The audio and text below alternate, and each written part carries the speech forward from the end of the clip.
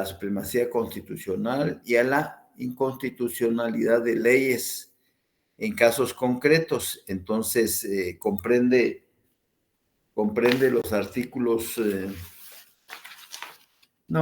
comprende los artículos del, comprende los artículos del 114 y 115, que es la constitucionalidad de las leyes, supremacía de la Constitución, y del 116 al 126, lo que se refiere a la inconstitucionalidad en casos concretos. Esta hoja tiene solo 27 preguntas, así que el miércoles 18 le subo la hoja 13 y el lunes 23 le subo la última hoja, que es la 14, y en la fotocopiadora les voy a dejar las dos comprobaciones de lectura, ya están listas acá. Una que se refiere a la exhibición personal, que tiene solo 40 preguntas, y los sistemas de justicia constitucional, que tiene solo 30 preguntas.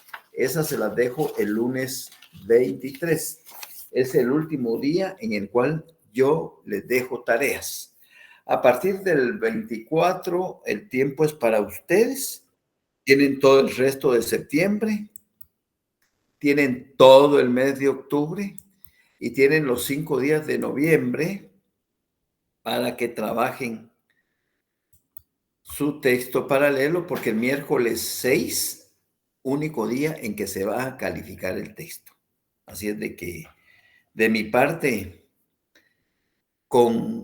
imagínense si nuestro segundo examen parcial es el 14 de octubre y hoy apenas me parece que tenemos 11 o 10, no sé, hoy es 11 o 10. 11. 11. Entonces, imagínense, con un mes de antelación les estoy informando que va a ser objeto del segundo parcial. Y con 45 días de antelación les estoy diciendo que concluyan su texto paralelo. El lunes 23, ahí se recuerdan que es el segundo examen de recuperación de derecho constitucional, por si alguien lleva ese curso. El 23, lunes a las 5 y a las 7 es el examen. Así es de que, así como se nos fue este semestre y como se nos fue, así se va el otro año, cuando ustedes estén quinto y sexto, así se va séptimo y octavo, y así, cuando sientan ustedes, ya están haciendo sus exámenes técnicos profesionales. Pero sí, así de rápido. Alguien creo que quería hacer una pregunta, pero ya no, o sí, vamos a ver. Daniel, no, nadie. No, buenas noches a tanto a Marsky como a Daniel. Entonces, así se nos va la vida, señores. Así se nos va la vida. En un abrir y cerrar de ojos. No hay primer tiempo. ¿Ya? Así se nos va la vida. Lea Cruz. ¿Ya? Buenas noches, Lick. Buenas Gusto noches. saludarle. Disculpe que lo moleste. Solo fíjese que tengo una dudita. Dime. Fíjese que nosotros con los compañeros estamos viendo ya lo de las 70 y pico de preguntas que nos dejó en la fotocopiadora. Pero fíjese que nosotros estábamos con una dudita. En el ítem 6, donde dice aspectos a tomarse en cuenta en el acto de iniciación del proceso de amparo. Hasta abajo dice, en el literal B, que si en una persona moral o colectiva, la que promueve el amparo, debe acreditar su representación, la calidad con que actúa, por medio del título de su representación, el cual podrá representarse en fotocopia legalizada. En este caso, no se admite el gestor judicial. Nuestra pregunta era, para entender, no viene en las preguntas, pero como lo estamos queriendo entender, aquí únicamente es si yo como persona o como persona colectiva o en grupo me presento a iniciar el amparo.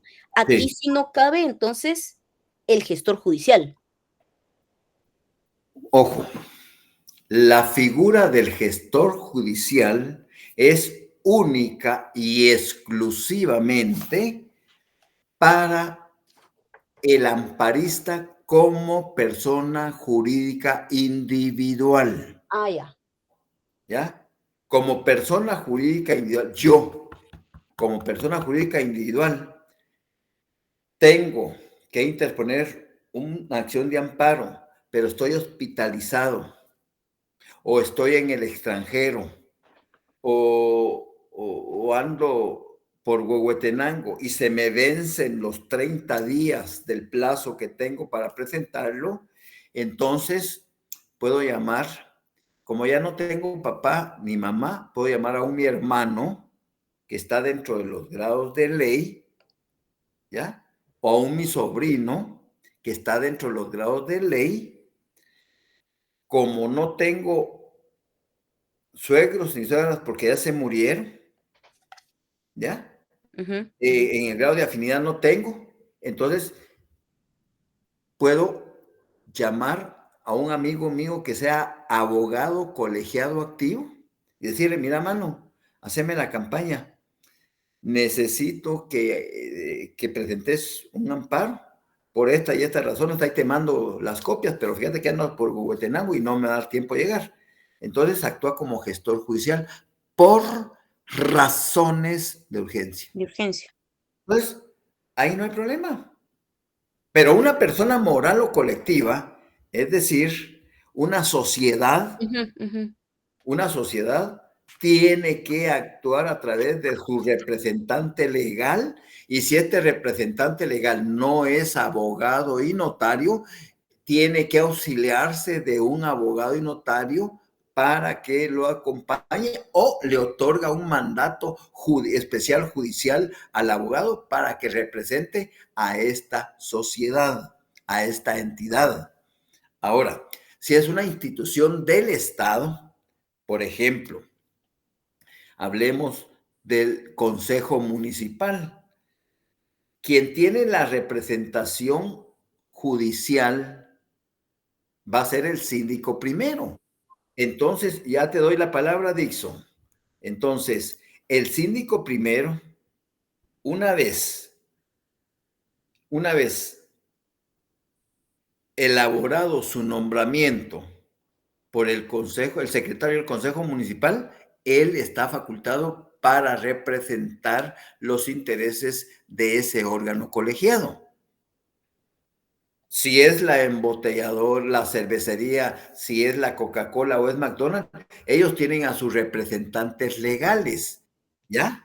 Pero en todo caso, ellos no pueden actuar como gestores judiciales. La figura del gestor judicial única y exclusivamente compete a la persona jurídica individual. Ok, ok. Muchas ¿Estamos? gracias, Lick. Sí, sí, muchísimas gracias. Le agradezco su explicación. Muy amable, Lick. Gracias. Muy bien. Cabalmente, esa hoja vamos a trabajar. Dixon. Amarrando con lo que dice Leita, licenciado, buenas noches. Buenas Este es noches. el mismo, los familiares cuando no se legitimizan, exactamente tienen la condicionante de legitimizarse después de presentar el amparo. Entra en eso. Bueno, antes de dictarse sentencia, Antes de dictarse sentencia, tiene que antes de legitimizarse. dictarse sentencia, el tribunal le va a solicitar a ese gestor judicial que acredite la calidad en que actuó por razones de urgencia, De urgencia. como pariente dentro de los grados de ley. Por ejemplo, si es un hijo de su papá, ahí sí que, o de su mamá, que el hijo actuó por razones de urgencia en nombre de su papá o de su mamá, ¿con qué documento va a acreditar la representación? ¿Con el acta de nacimiento? Con la partida de nacimiento, no solo del papá o de la mamá, y la partida de nacimiento de él. Con ese documento él está acreditando la calidad en que actuó dentro de los grados de ley.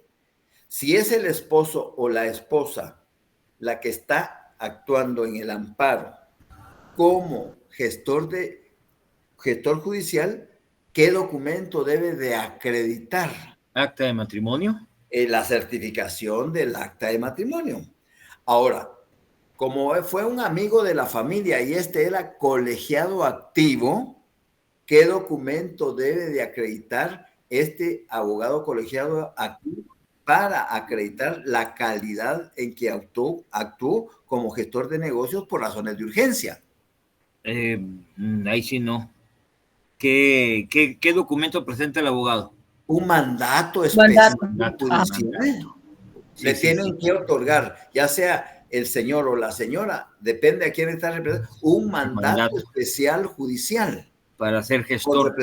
Sí.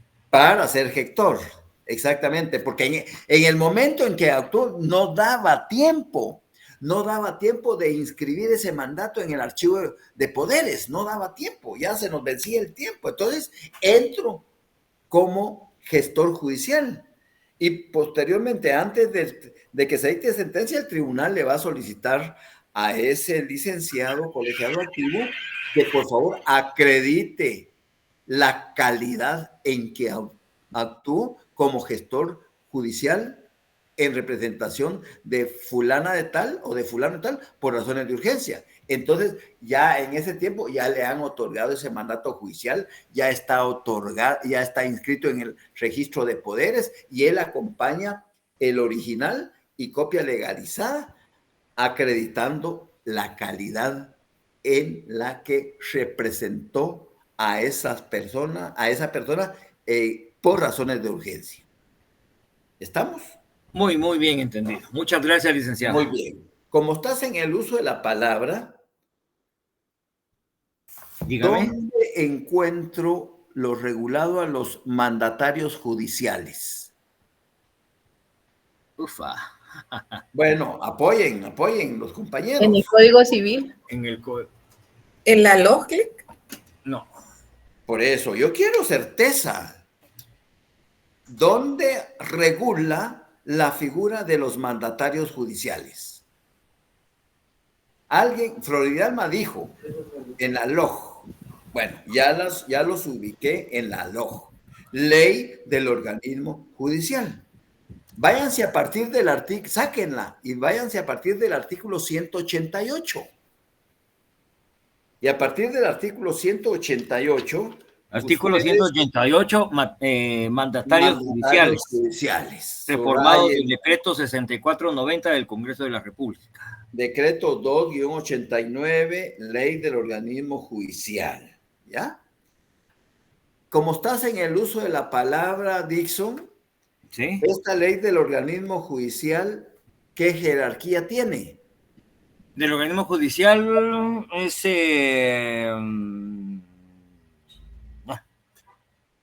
no es constitucional. Es una ordinaria, ¿no?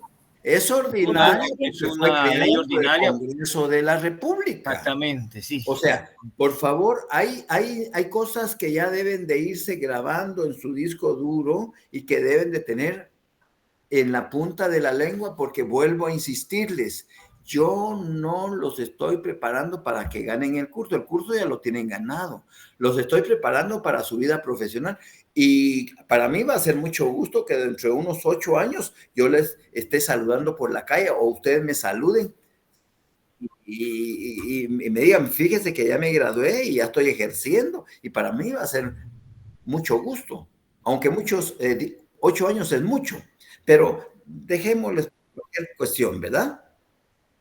Entonces, para mí va a ser mucho gusto.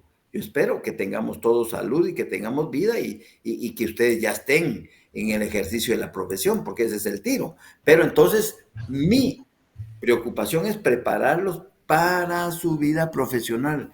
Hay cositas cajoneras que ustedes no deben de olvidárselas porque les van a servir en su procesal civil y mercantil, su procesal penal, su procesal laboral, su procesal administrativo. Y qué mejor que ustedes ya vayan un poco adelantaditos tratando de conservar en su disco duro esa información.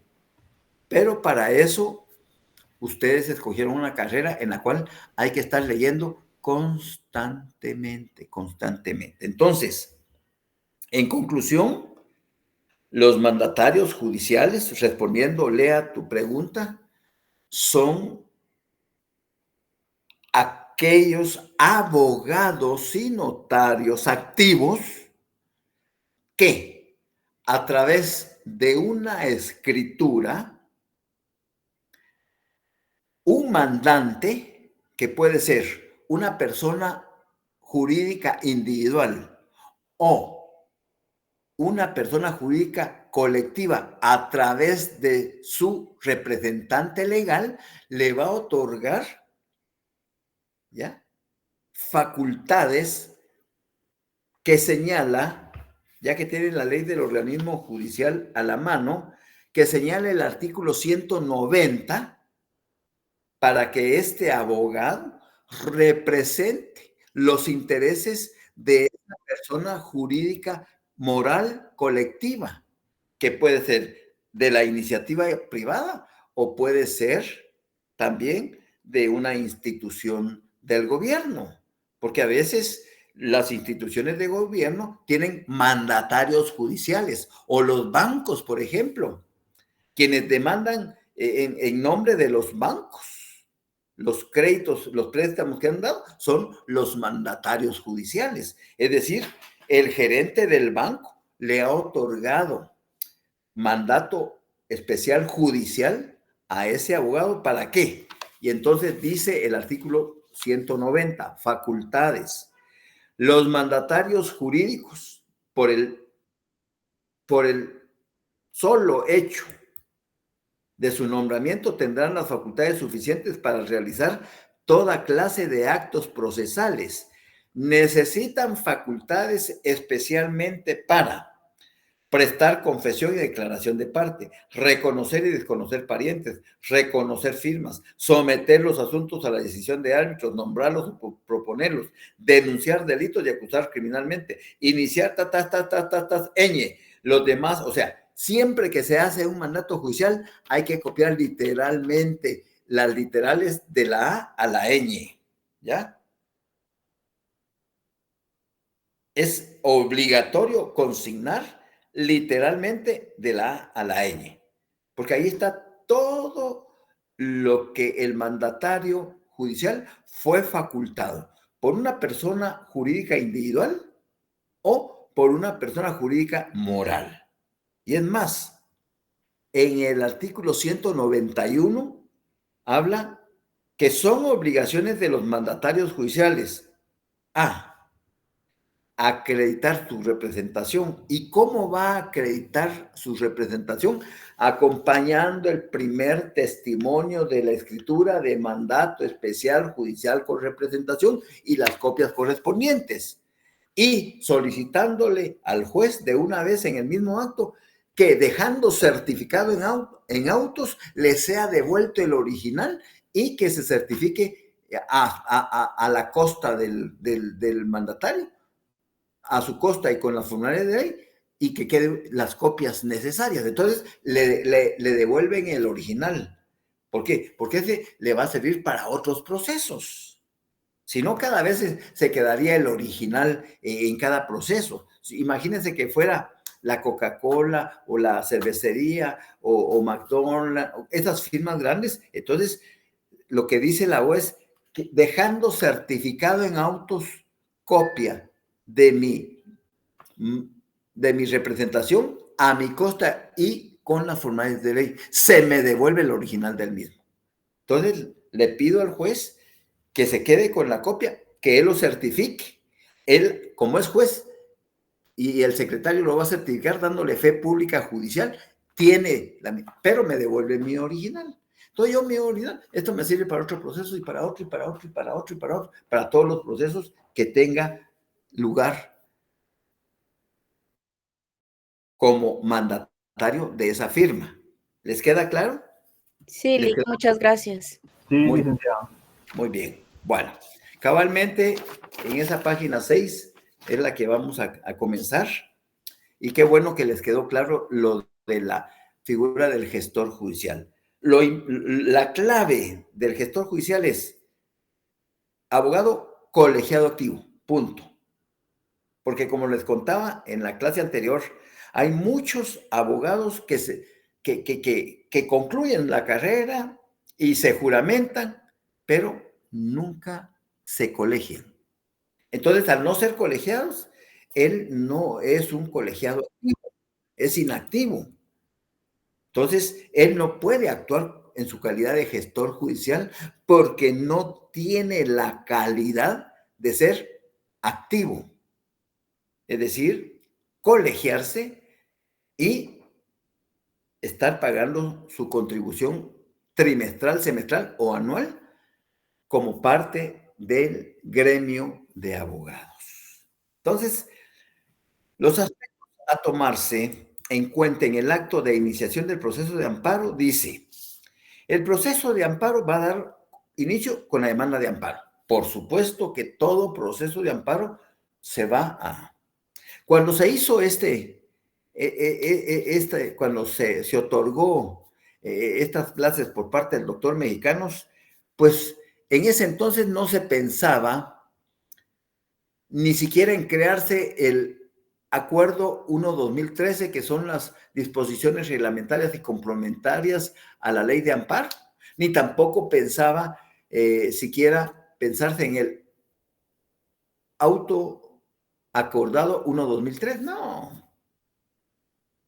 Tampoco se tenía presente que la tecnología iba a dar unos pasos gigantes que ahora, juntamente con la inteligencia artificial, van de la mano y entonces todos los países del mundo, Guatemala no es la excepción, a pesar de los pesares, está intentando mantenerse a la vanguardia, por lo menos a nivel centroamericano, en cuanto a la digitalización de los trámites administrativos a nivel de la administración pública y de la iniciativa privada. Es decir, ya hay una ley vigente en donde obliga a que todas las instituciones del Estado entren a la digitalización. Es decir, ya no hay necesidad de ir a hacer las colas, porque a través de la tecnología podemos nosotros satisfacer esas necesidades materiales como usuarios que somos. Por ejemplo, si yo necesito una partida de nacimiento, de matrimonio, de defunción o cualquier documento del RENAP, pues lo hago desde mi casa, ingresando a la página del RENAP y con mi tarjeta de crédito o de débito, cancelando, ¿ya?, los honorarios correspondientes. Y como respuesta inmediatamente me llega el documento solicitado. El registro de la propiedad. El registro de la propiedad, solicito una hoja electrónica. Como hay notarios que compramos las consultas electrónicas, yo compro de una vez 10, 20 consultas para tener derecho a usarlas cuando las necesite. Entonces, estoy conectado al registro directamente. Entonces, llega alguien hoy y mire, quiero saber cómo está mi finca, permítame. Me conecto al registro y descargo una hoja electrónica, me cuesta 15 quetzales pero ya no tengo que ir al registro. O si necesito una certificación del historial completo de la finca, pues genero un recibo por 50 quetzales, lo pago en Banrural y al día siguiente el registro ya me está enviando a mi correo la certificación del historial completo. Y así, muchas instituciones del Estado deben de estar trabajando de esa manera. El Ministerio de Salud Pública es uno de los que están un poco atrasados por la inmensidad de trabajo que tiene que hacer. Pero la misma ley de la agilización de trámites administrativos indica que todo trámite que se haga en el Ministerio de Salud a partir de que entró en vigencia la ley, que fue el 31 de octubre, todo trámite que se haga posterior no debe de cobrarse por el Ministerio de Salud Pública, porque esa es la penalización que dio la ley por no estar cumpliendo con la finalidad del gobierno. Ahorita viene en octubre, en el Camino Real, viene el ENADE. Alguien que es aquí contador público, auditor, o que me hable un poquito más del ENADE, que es un encuentro de profesionales, industriales, gente de gobierno, instituciones, que lo que se trata es de acelerar el proceso de certeza jurídica a través de la virtualidad. Porque en el mes de octubre, que se va a celebrar esa convención del ENADE, un día X, no sé qué día, inclusive va a venir como expositor el expresidente de Estonia. Y Estonia es el país número 1 en el mundo que tiene el 100% de su gestión administrativa en forma digital, en forma de tecnología. Es decir, allá ustedes se dirigen a cualquier institución, desde su casa, les llega la documentación y todo. Es el país líder en el mundo en relación a que ya no usan papel, pues ya no usan papel como una manera de ayudar al medio ambiente a que ya no haya tala de árboles. Porque al no haber tala de árboles, la idea es que inclusive en Estonia los pasaportes son digitales. Los documentos de identificación son digitales. Todo es digital. Nosotros tenemos aquí, esto es privado, lo de los pasaportes es una entidad privada, pero aún así ya hemos avanzado, porque ahora ustedes piden su cita, le dan su cita y en 15 minutos ustedes han salido de ese lugar donde expiden los pasaportes. Van a la licencia de conducir vehículo, no hay necesidad de pedir cita. Hay varios lugares y ustedes no se llevan más de media hora para salir con su licencia. O sea, todo va acelerándose, aprovechando la tecnología y aprovechando la inteligencia artificial. Entonces, la idea de estos encuentros de ENADE es lograr que el organismo judicial esté al 100% digitalizado como está la Corte de Constitucionalidad. Y la Corte de Constitucionalidad está full, es decir, allí yo puedo llevar mi demanda en una USB, en una memoria, y como es única instancia en la Corte de Constitucionalidad, y como la competencia de la Corte de Constitucionalidad puede ser contra el presidente, un amparo contra el presidente o el vicepresidente o un diputado o un bloque de diputados o el pleno de diputados o la junta directiva de diputados o un magistrado de la Corte Suprema, o las cámaras de la Corte de antejuicios penal o civil, el pleno. Esa es la competencia. Entonces, ya sé que es en única instancia, ya debo llevar 12 copias en mi memoria. Voy con el secretario de la Corte y digo, mire, aquí traigo un amparo, por favor, me lo recibe. Me dan mi constancia de recibido. Por supuesto que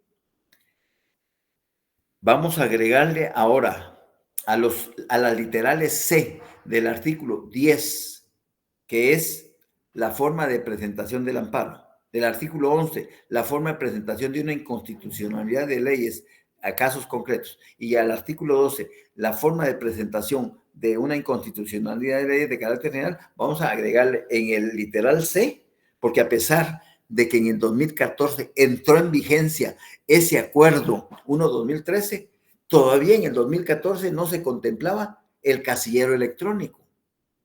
No se contemplaba que se consignara el correo electrónico del abogado. No se contemplaba su número de teléfono celular.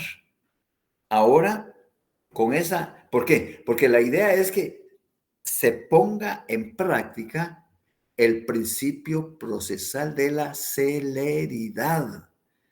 Y no solo de la celeridad, sino de la certeza jurídica. Claro, no tienen la misma tecnología los juzgados que están aquí en la ciudad capital que los juzgados que están en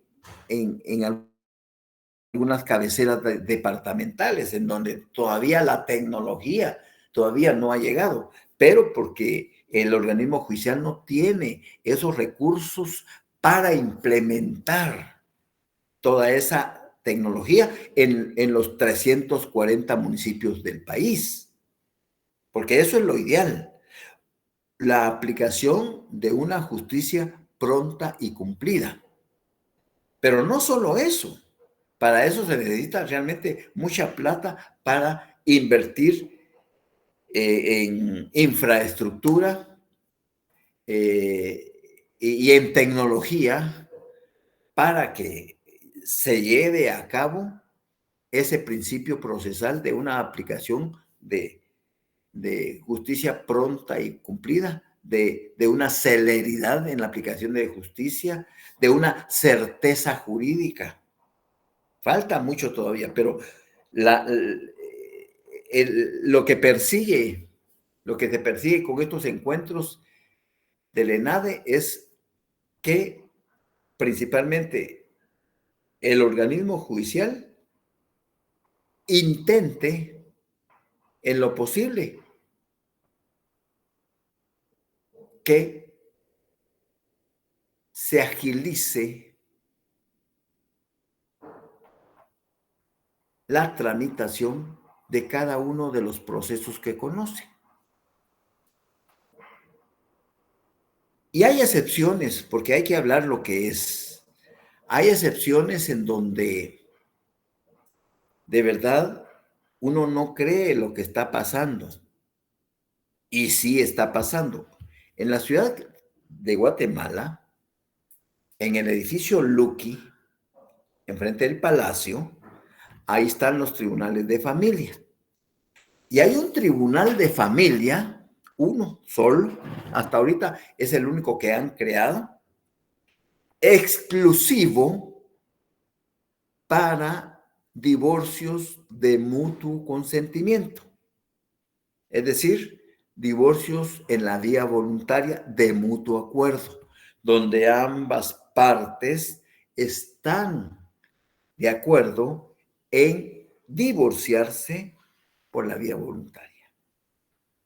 Y aunque ustedes no lo crean, ese único tribunal que existe, exclusivo para divorcios voluntarios, recibe la demanda el día de hoy. Mañana ya tienen ustedes en su casillero la resolución que se admitió para su trámite y está señalado el siguiente día para la audiencia de junta conciliatoria. Y es más, ya no hay necesidad de acudir a la sede del tribunal. Es en la propia oficina de cualquiera de los dos abogados que están auxiliando a cada uno de las partes. Entonces se ponen de acuerdo y dicen, bueno, que sea en mi oficina, pues. Y ahí se lleva una laptop y media hora antes uno recibe una llamada directa del tribunal, le dan un código y le solicitan, ya uno ya sabe, entonces tiene que escanear el carnet de abogado colegiado vigente de los dos abogados y los DPI de los dos sujetos que se van a divorciar por la vía voluntaria. Llegada 15 minutos antes, llegada la hora, el juez da la bienvenida, verifica la presencia de las partes en una sola laptop y estamos ahí nosotros a cierta distancia, ahí se ven los cuatro.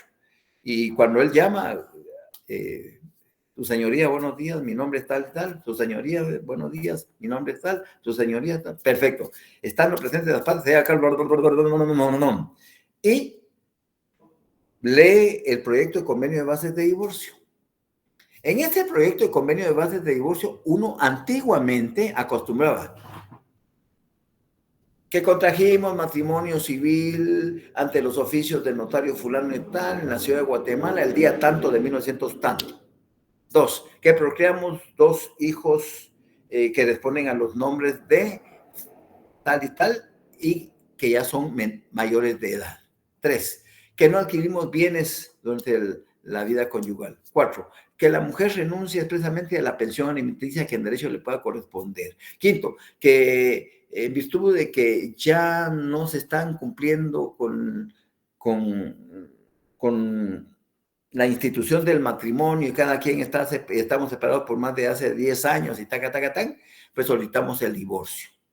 Pero ahora hay que agregar que también el hombre renuncia a la pensión alimenticia. Ambos cónyuges renunciamos expresamente a la pensión alimenticia que en derecho nos pueda corresponder. ¿Por qué? Porque se dejaba abierta antiguamente que solo la mujer renunciaba a la pensión alimenticia. ¿Y el hombre qué? El hombre podía pedir alimentos posteriormente, porque quedaba esa puerta abierta, era una laguna. Luego también en la petición, como ahí mismo se celebra la audiencia, se aprueba el proyecto de convenio de bases de divorcio y de una vez se dicta la sentencia. O sea que en 20 minutos, señores, el divorcio salió. Solo hay que esperar que cause ejecutoria, que pasen los 3 días, porque renunciamos de una vez a la interposición de cualquier recurso a posterior de la sentencia. Entonces renunciamos de una vez. Entonces ya solo esperamos la ejecutoria de los 3 días para ir a traer la certificación. Se presenta al RENAP, señores, en una semana están divorciados. Así de fácil. Justicia ordinaria. Jurisdicción ordinaria. Acá, en amparo, es justicia constitucional. Porque aunque se interponga ese amparo en un juzgado de primera instancia civil, ese juzgado, para estos sujetos del amparo, tanto para el sujeto activo, que es el amparista, como el sujeto pasivo, que es la autoridad recurrida, el Ministerio Público es parte, tiene legitimación activa. El Procurador de los Derechos tiene legitimación activa. Y si hay un tercero interesado, también se llama al proceso. Y solo esos sujetos, el juez, cuando dicte su sentencia, va a dictar una sentencia de carácter constitucional, siendo un juez de primera instancia civil, pero se convirtió en un tribunal de justicia constitucional. ¿Y por qué razón? Porque se le interpuso una garantía constitucional denominada el amparo. Y esa garantía constitucional está regulada en la Constitución en el artículo 265. ¿Me di a entender? Sí, Lick, sí se debe entender. Gracias. Muy bien. Sí, gracias, licenciado. Entonces, ¿qué pasa con la demanda? La demanda, el proceso de amparo se inicia con la demanda. Y aquí entra el principio de rogación, porque la voy a llevar en físico al tribunal para que el comisario me la reciba y me selle mi copia, me la firme, me ponga la hora de recepción. Ese es el principio de rogación. Es lo único que yo voy a hacer como abogado. Luego, el trámite posterior de todo el proceso de amparo cae bajo la responsabilidad del tribunal. Así dice el artículo 6 del impulso de oficio. Hay artículos que son cajoneros que ustedes deben de tenerlos presentes. El artículo 6 dice impulso de oficio. En todo proceso relativo a la justicia constitucional. Ya saben ustedes, o les recuerdo, que todo proceso de justicia constitucional puede ser una exhibición personal, puede ser un amparo, puede ser una inconstitucionalidad de leyes a casos concretos o puede ser una inconstitucionalidad de leyes de carácter. Son los únicos procesos de justicia constitucional. Entonces, en todo proceso relativo a la justicia constitucional, solo la iniciación del trámite rogada. Es como que si yo llevara mi USB, mi memoria, al secretario de la Corte, ahí estoy haciendo el principio de rogación. Licenciado, vengo a interponer un amparo en contra de la vicepresidenta de la República, por favor. Aquí está mi memoria. Ya sé que en esa memoria van 12 copias del memorial y van 12 juegos de cada uno de los documentos con el cual estoy justificando o voy a probar más adelante mi violación por parte de la vicepresidenta ¿ya? Entonces, ese es el principio de rogación. Llevar la USB. Ni siquiera llevo en físico. ¿Por qué? Porque la Corte de Constitucionalidad está tan tecnificada que todo es a través de la virtualidad y también de la inteligencia artificial que está ayudando muchísimo. Por eso, algo que encuentren ustedes de inteligencia artificial, léanselo, por favor. No pierdan su tiempo, porque cuando ustedes estén saliendo de grado, van a estar a la par con un teléfono tan inteligente que ese les va a ayudar a funcionar como profesionales del derecho. ¿Está claro lo del impulso de oficio? Sí, Lick, gracias. Sí, licenciado. Muy bien, muy bien. Bueno, Sí, gracias. dicho eso, dice, en la demanda de amparo deben observarse A, los requisitos formales a que se refieren los artículos 21, porque es la ley original, el artículo 21. Y tienen ahí uno que dice, y artículo 10 del Acuerdo 1-2013.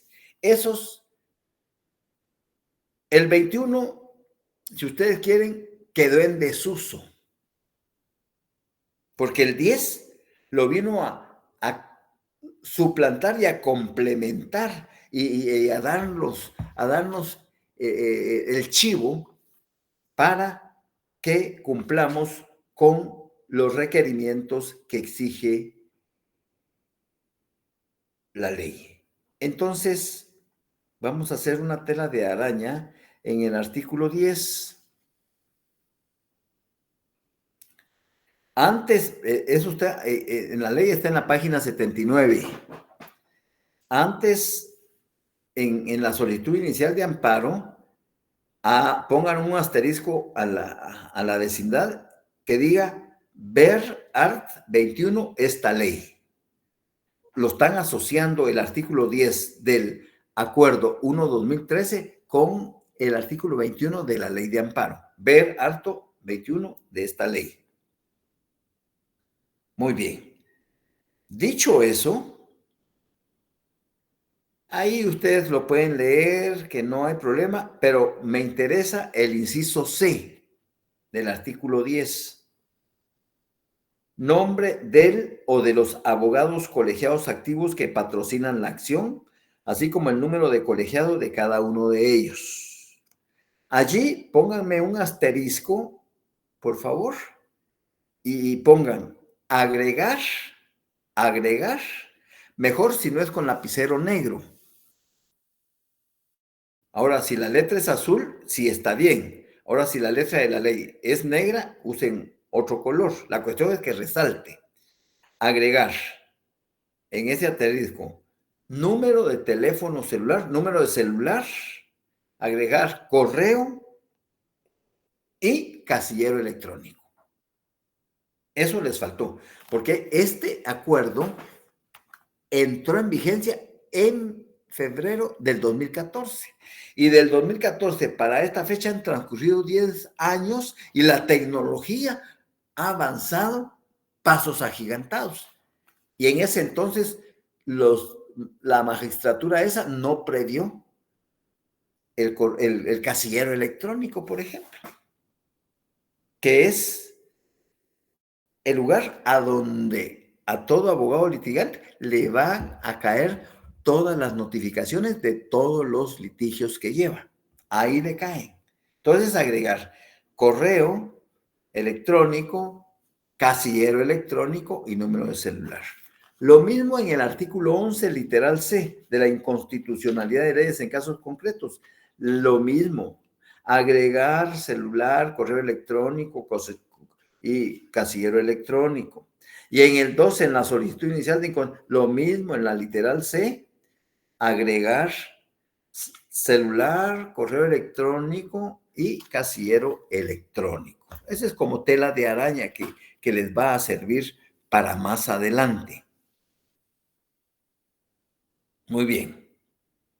Luego dice, observándose que si el amparo es promovido en única instancia, vuelvo a ser reiterativo, observándose que si el amparo es promovido en única instancia, deben acompañarse 12 copias de dicho escrito, ¿ya? Y entonces tienen que tachar lo que está entre paréntesis que dice artículo 1, acuerdo 18, eso táchenlo porque ya pasó a la historia. Eso táchenlo, porque les digo que en ese entonces no se pensaba en el acuerdo. Entonces, cuando surge el acuerdo, entonces agréguenle a la par artículo 5, acuerdo 1/2013, ahí a la par. Artículo 5, acuerdo 1/2013. Y cabalmente el artículo 5 del acuerdo de las disposiciones reglamentarias y complementarias dice, forma de los actos.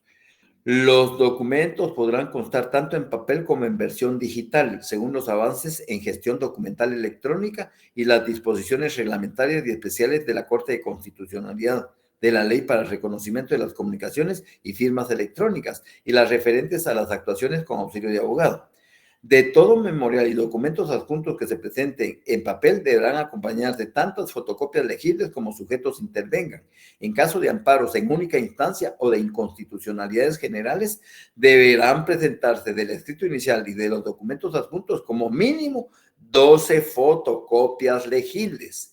También deberá presentarse igual número de fotocopias de las posteriores ampliaciones o modificaciones que se efectúen en el escrito inicial. Asimismo, las partes podrán adjuntar un disco compacto u otro medio electrónico que contenga la versión digital exacta de los escritos que presenten, que permita al tribunal la lectura y la copia fiel de los pasajes conducentes. Vean pues cómo ya esas disposiciones van a la vanguardia de lo que está pasando. Muy bien. Ahí me voy a quedar. Les deseo una feliz noche, un buen descanso y nos vemos el próximo miércoles, si Dios nos presta la Gracias, vida. Lick. Feliz noche. Muchas gracias, muy amable. Lick, Un gracias. abrazo, Lick, gracias. Buenas noches, Lick. Buenas noches para todos. Buenas noches. Buenas noches, licenciado. Buenas noches, licenciado, gracias. Buenas noches, un abrazo.